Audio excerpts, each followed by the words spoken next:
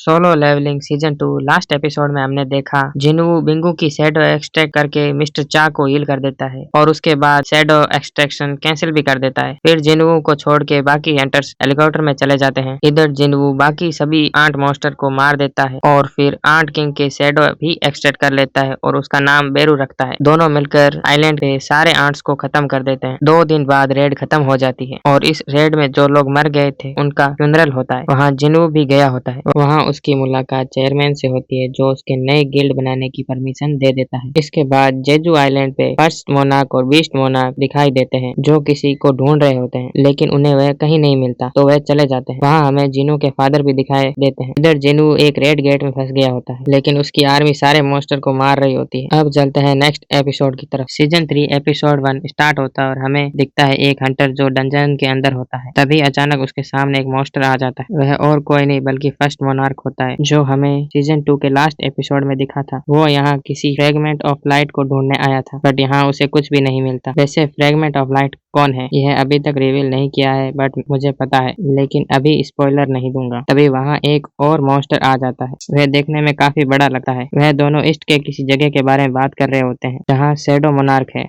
मतलब ऑब्वियसली वो जिनू की बात कर रहे होते हैं। फिर दूसरा मोनार्क बोलता है ग्रेटेस्ट फ्रेगमेंट ऑफ लाइट उसी के पास है। तभी फर्स्ट मोनार्क स्ट्रॉन्ग प्रेजेंस महसूस करता है और हमें दिखता है वहाँ एक हंटर आ रहा होता है। फर्स्ट मोनार्क समझ जाता है कि है उसकी चाल हमें यहाँ बुलाने के लिए। तभी वह हंटर बोलता है तुम लोग कहीं कोरिया की बात नहीं कर रहे। फर्स्ट मोनार्क कहता है हम बात कर रहे हैं तो तुम्हें क्या। इधर वह दूसरा मोनार्क पोर्टल खोलता है और फर्स्ट मोनार्क को बोलता है हमारे पास इन चीजों के लिए टाइम नहीं है, और कहता है अगर तुम हमें रोक सके तो रोक लो, और जाने लगते हैं। वो हंटर बोलता है मैं तुम्हें इतनी आसानी से नहीं जाने दूंगा, और वह अटैक कर देता है। लेकिन फर्स्ट मोनार्क एक आइस वॉल बना के उसके अटैक को रोक देता है। हमें पता चलता है कि हंटर और कोई नहीं बल्कि जिनू के फादर होते हैं। फिर सीन शिफ्ट होता है और हमें एक रेड गेट दिखाया जाता है जिसमें जिनू गया। वहाँ अब उसका सामना डंजन के बॉस से होता है। बॉस काफी गुस्से में होता है और बोलता है तुमने अब तक अच्छा फाइट किया है और जिंदा भी हो, बट अब तुम चारों तरफ से गिर चुके हो। इस जंगल में चारों तरफ मेरी आर्मी पहले से ही छिप कर बैठी है। फिर वह अपनी आर्मी को आवाज लगाता है, बट बहुत समय के बाद कोई नहीं आता। इधर जिनू स्माइल करता है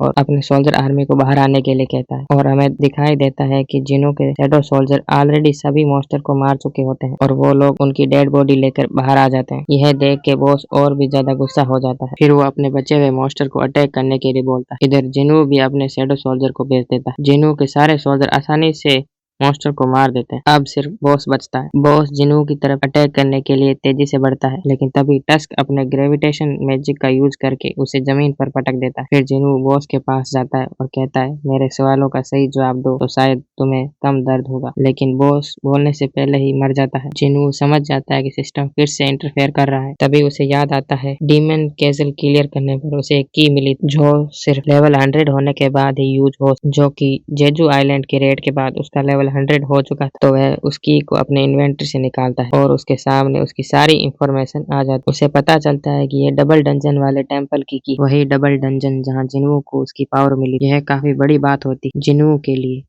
क्योंकि जिस सिस्टम की वजह से वह इतना स्ट्रांग बना है उसके बारे में वह कुछ नहीं जानता, और जब भी उसे सिस्टम के बारे में जानने की कोशिश की तब सिस्टम ने उसे इंटरफेयर कर दिया। लेकिन अब फाइनली सिस्टम खुद उसे बुला रहा है। वह सोचता है चलो फाइनली अब सिस्टम के बारे में जान पाऊंगा, लेकिन तभी वह देखता है कि की पर टाइमर लगा है 417 घंटों का, मतलब वह उसे यूज नहीं कर सकता। तो वह सोचता है इतना वेट किया है तो थोड़ा और सही। फिर सीन शिफ्ट होता है और हमें दिखता है कि जिनहू काफी गुस्से में होता है, क्योंकि जिनहू के हेटर्स ऑनलाइन हेट फैला रहे होते हैं, तो वो उन सबको रिप्लाई कर रहा होता है। तभी वहाँ जिनवू भी आ जाता है। वह एक बैग भर के एसएस स्टोन जिनहो को देता है और कहता है तुम्हें बोला था ना कि हमें एक नए गिल्ड बनाने के पैसों की जरूरत होगी, तो इतने में तो हो जाएगा ना। जिनहो कहता है ये तो बहुत सारे हैं, क्या तुमने कोई हाई रैंक गेट क्लियर किया है? अब तो हमें नए एम्प्लॉय की सैलरी के बारे में भी सोचना नहीं पड़ेगा। जिनहो कहता है ओ हाँ, मैं तो एम्प्लॉय के बारे में भूल ही गया था, हमें गिल्ड के लिए नए एम्प्लॉय भी ढूंढना होगा। जिनहो कहता है वो तो ठीक है, लेकिन हमें उससे पहले क्या तुमने अभी तक हमारे नए गिल्ड का नाम सोचा है? फिर दोनों गिल्ड के नाम को लेकर काफी डिस्कस करते हैं। तभी जिनहू बोलता है सोलो प्ले गिल्ड कैसा होगा। जिनहो को ये नाम बिल्कुल पसंद नहीं आता, बट कुछ बोलता भी नहीं है। वो मन ही मन में सोचता है कहीं ये मजाक तो नहीं, भला अपने गिल्ड का नाम ऐसा कौन रखा है। तभी डोरबेल बजती है। जिनहू गेट खोलता है और वहाँ हंटर चा होती है। ये देख के जिनहू शॉक हो जाता है, लेकिन वो जिनहू से मिलने आई होती है। जिनहू पूछता है तुम यहाँ क्यों आई हो? चा बोलती है कि तुम्हारा गिल्ड ज्वाइन करना है। जिनहू पूछता है क्या चेयरमैन ने तुम्हें यहाँ भेजा है? या फिर जोंगिन ने तुम्हें अपने गिल्ड से निकाल दिया। चा बोलती है ऐसा कुछ भी नहीं है। जिनू पूछता है तो फिर तुम्हें हमारा सोलो प्ले गिल्ड क्यों ज्वाइन करना है? यह सुनकर चा शॉक हो जाती है। वो पूछती है क्या तुम सच में अपने गिल्ड का नाम सोलो प्ले रखा है? जिनू कहता हाँ, मैंने और हमारे वॉइस गिल्ड मास्टर ने मिलकर डिसाइड किया है। जिनू बोलता वेट, मैंने कब डिसाइड किया? और मैं जो नाम सजेस्ट किया उसका क्या? जिनू कहता है तुमने कुछ कहा ही नहीं, तो मुझे लगा तुम भी एंग्री हो। तभी जिनू नोटिस करता है कि चा की हार्ट बीट बहुत तेज है, लेकिन वह नॉर्मल एक्ट कर रही है। उसे शक होता है कि वह कुछ पा रही है। जिनू कहता है तुम अभी भी अपने पुराने गिल्ड के साथ कॉन्ट्रैक्ट में हो, तुम हमारे गिल्ड को कैसे ज्वाइन कर सकी? चा बोलती है मैं उनको कॉन्ट्रैक्ट तोड़ने के लिए पेनल्टी पे कर दूंगी, जो भी अमाउंट होगा। जिनू और ज्यादा डाउट करने लगता है। वह सोचता है कि इतनी बड़ी पेनल्टी पे करने को भी रेडी है, सिर्फ मेरे गिल्ड में आने के लिए। जिनू कहता है हमारे पास तुम्हारे जैसे एस रैंक हंटर को सैलरी देने के लिए पैसे नहीं है। चा कहती है मुझे सैलरी भी नहीं चाहिए। जिनू कहता है तो फिर क्यों ज्वाइन करना चाहती हो हमारी गिल्ड? चा ब्लश करने लगी है। सच तो यह है कि उसे जिनू से प्यार हो गया, लेकिन वह कन्फेस नहीं कर पा रही, इसीलिए वह उसके पास रहना चाहती थी, लेकिन वह कुछ बोल नहीं पा रही, बस ब्लश किए जा रही। जिनू कहता है ठीक है तुम ज्वाइन कर सकती हो, बट उससे पहले तुम्हें टेस्ट देना होगा। चा बोलती है कैसा टेस्ट? जिनू कहता है तुम्हें मेरे चुने हुए सबसे स्ट्रॉन्गेस्ट शैडो सोल्जर को हराना होगा। चा कहती है ठीक है मैं रेडी हूँ। इसके बाद दोनों हंटर एसोसिएशन के जिम में जाने के लिए सोच रहे होते हैं एंट्रेंस टेस्ट के लिए, लेकिन जिम काफी दूर होता है। तो जिनू सोचता है क्यों ना शैडो एक्सचेंज स्किल का यूज किया जाए, इसी बहाने उसे यह भी पता चल जाएगा कि वह अपने साथ किसी और को भी टेलीपोर्ट कर सकता है या नहीं। फिर वह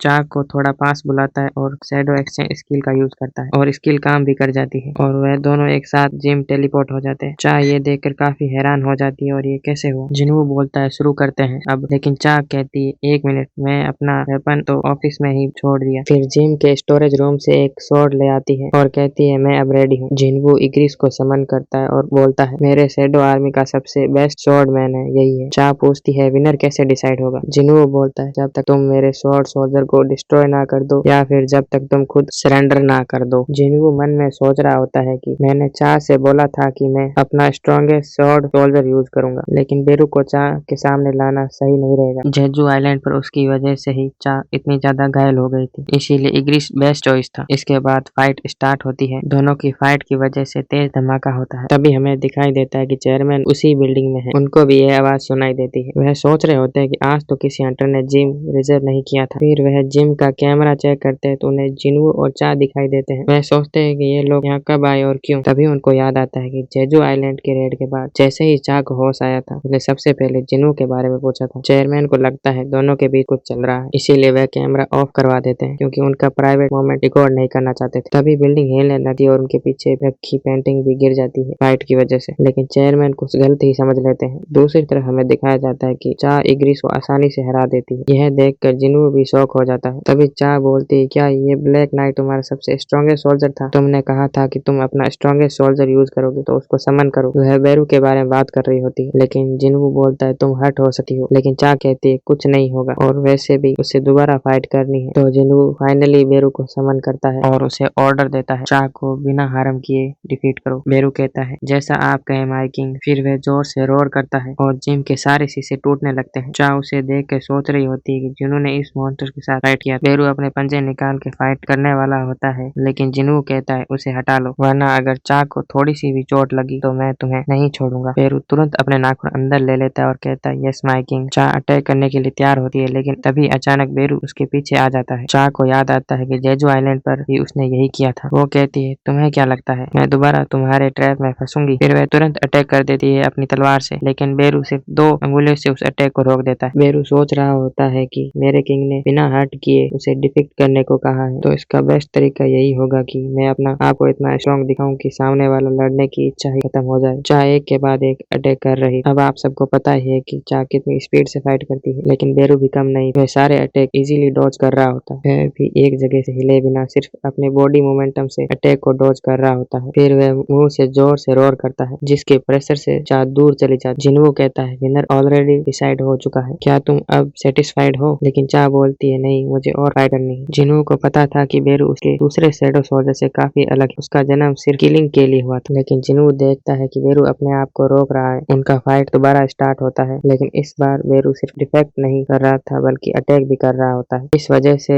चा की स्वॉर्ड भी टूट जाती है, लेकिन फिर भी चा हार नहीं मानती। वो डिसाइड करती है कि अब वो अपना सबसे स्ट्रॉन्ग अटैक यूज करेगी और एक ही बार में फाइट खत्म करेगी। करेगी। फिर वह ब्लेड ऑफ लाइट बनाती है और इस बार फाइनली अपना अटैक बेरू पर करती है। वह स्वॉर्ड बेरू के चेस्ट में घुस जाती है। तभी हमें दिखाई देता है कि इस अटैक की वजह से बेरू अपने अंदर के किलिंग ऑर्डर को ज्यादा देर तक कंट्रोल नहीं कर पाता और पूरे गुस्से में आ जाता है। उसे आंट क्वीन की सारी बातें याद आने लग जाती है और वो जिन्नू की सारी बातें भूल जाता है और वो आंट क्वीन की बातें फॉलो करने लगता है। मुझे अपने एनिमी को जान से मारना है। बेरू पूरा ब्लड डस्ट के साथ चा की तरह बढ़ने लगता है। जिन्नू उसे चिल्ला के रोकने के लिए बोलता है लेकिन वह नहीं रुकता। तो जिन्नू जल्दी से उसे बीच में आ जाता है और रोक देता है। तब जाके बेरू शांत हो जाए और तुरंत ही जमीन पर गिर के माफी मांगने लगता है। जिन्नू चा से पूछता है तुम ठीक हो ना? फिर वो कहता है ये सिर्फ एक एंट्रेंस टेस्ट, तुम्हें सिर्फ इसके लिए अपनी जान को रिस्क में डालने की क्या जरूरत है? लेकिन चा कुछ नहीं बोलती और चुप रहती है। फिर जिन्नू बोलता है तुम्हें आखिर मेरे गिल्ड में क्यों ज्वाइन करना है? क्या चाहती हो तुम? कहीं ऐसा तो नहीं तुम्हें मुझ में इंटरेस्ट है? लेकिन फिर वो सोचता है ये तो हो ही नहीं सकता, जरूर कुछ और बात होगी। वह जाने लगा है। तभी चा बोलती है हाँ मुझे है तुम्हें इंटरेस्ट। इसी के साथ ये एपिसोड यहीं पे खत्म होता है। मिलते हैं नेक्स्ट एपिसोड में।